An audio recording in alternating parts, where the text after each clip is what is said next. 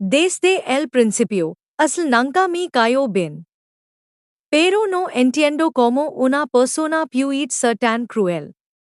Why además, que intent justifica todo lo que hizo con el amor es aún más aterrador.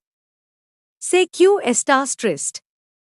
Why también sé que quieres que sea honesta. No decir a en cuanto supiste todo esto fue un gran error. Lo sé, fue un error. Con esto, los puentes entre nosotros ya se derrumbaron. Why esos puentes no se destruyen fácilmente. Solo necesita un poco de tiempo. Esto no es alguien que perden con facilidad. Lo que es tampoco es algo fácil de perdonar. En este punto, no sé si esto podrá perdonar. ¿Podemos hablar un poco? No hay nada de que hablar. Esto, tranquilizate. Puedo hablar, no hay problema. Está bien, pero yo también me cuide recué. No es falta. Por favor. Supongo que sabes perfectamente que no te quiero ni un poco. Lo sé muy bien, why me siento orgullosa de no ser amada por alguien como usted. Tengo curiosidad, ¿también te sientes orgullosa de tu padre asesino? Ese hombre hizo tantas maldades ni un solo día estuvo en prisión. Entonces, ¿por qué ya debería ir a la cárcel? Sé que todo lo que pasó fue por culpa de mi padre. Desde que llegaron a esta mansión me hicieron sufrir. Intentaron humillarme, me lastimaron y quisieron calumniarme.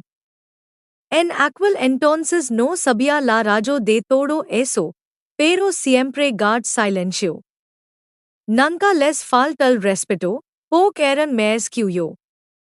Ahora entiendo por qué hicieron todo eso. Porque yo no sabía nada. Ustedes me hicieron cargar con los pecados de mi padre. Yo no merecía lo que me hicieron. Mi hija tampoco merece ir a prisión, porque todo el dolor que sufrió afectó su equilibrio mental. Su rabia es enorme, pero todos tienen parte de culpa. Especialmente tu padre. Si mi hija termina en la cárcel, este fuego de venganza nunca se apagará, entiéndelo bien. Yo quiero que este odio termine y que el fuego de la venganza se extinga, pero tampoco tengo miedo de sus amenazas. Quiero que usted también lo sepa. Supongo que cuando una persona vuelve de la muerte tantas veces, se vuelve más valiente.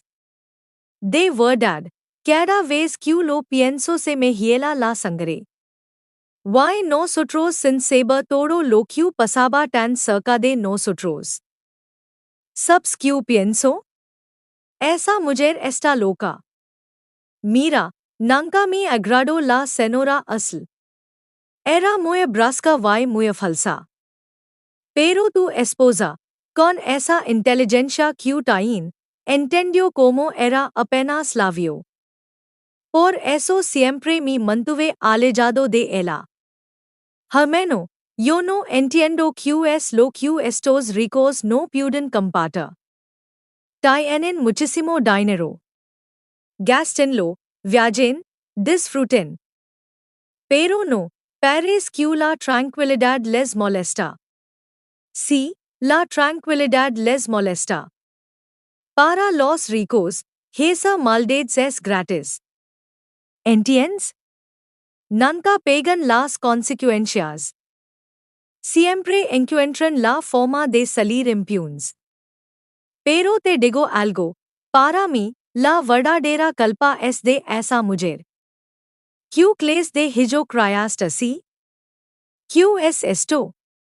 Pero cariño, nosotros no vamos a criar así a nuestros hijos, ¿verdad?